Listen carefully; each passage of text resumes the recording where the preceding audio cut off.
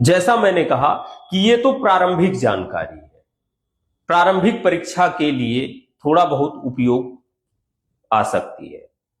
थोड़ा सा और हमें ये जानना है कि मुगल राजवंश में शासकों का क्रम, ये थोड़ा फैक्ट के रूप में जरूर याद रखना है हमको, ठीक है?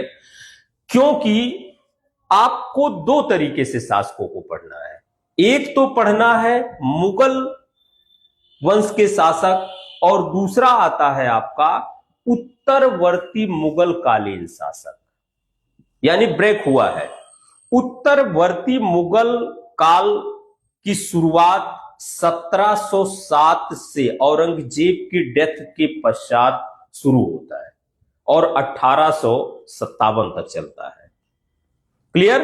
1526 से लेकर के और 1707 का जो समय है, यह पूर्ण मुगल के नाम से जाना जाता है, प्रखर मुगल के नाम से जाना जाता है।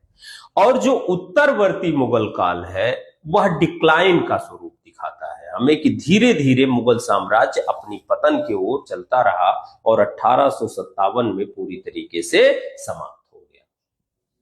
क्लियर हो गया सेंटेंस? ओके, तो लिख लीजिए थोड़ा सा, बहुत ज्यादा कुछ करने की आवश्यकता नहीं है।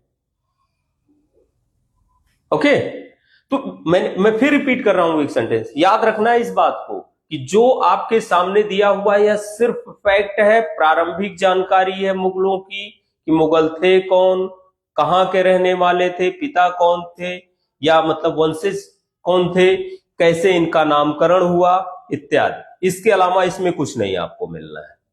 क्लियर? ओके, अब जरा लिखिएगा तो दो सेंटेंस, मुगल शासक और उत्तरवर्ती मुगल शासक। मुगल शासक और उत्तरवर्ती मुगल शासक। देखिए, हमको पढ़ाने में समय इसीलिए लगता है क्योंकि छोटी छोटी चीजों पर भी हम डिस्कस करके आपको समझाने का प्रयास करते हैं। नहीं तो अब तक तो हम लोग जो है हुमायूं पर पहुंच गए होते इतनी देर में। कहानी ही बताना होता अगर, तो कहानी से पेट भरने वाला है नहीं। आपको पूरी इंफॉर्मेशन रखनी होगी अपने आप को, आपके पास, क्योंकि जब तक आपके पास मुगलों की सामान्य समझ नहीं होगी, मुगलों की राजनीतिक व्यवस्था, मुगलों की प्रशासनिक व्यवस्था, मुगलों की धार्मिक नीति, मुगलों के संदर्भ में जो आर्ट एंड कल्चर का है, कला संस्कृति के संदर्भ में, तब तक आप इसे नहीं समझ पाएंगे और ना ही यहां से आपको प्रश्न मिल पाएंगे।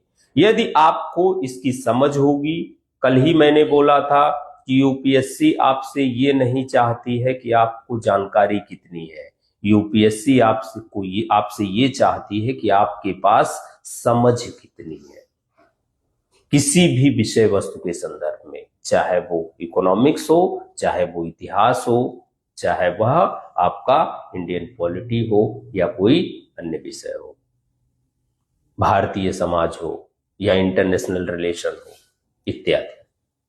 क्योंकि यदि आपके पास किसी भी विषय की जानकारी है और समझ है,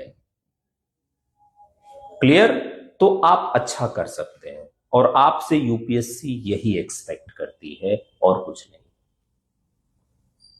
तो उसी के आधार पर अपना अप्रोच बनाइए। कोचिंग और मेंटरशिप कुछ नहीं है। आप जब तक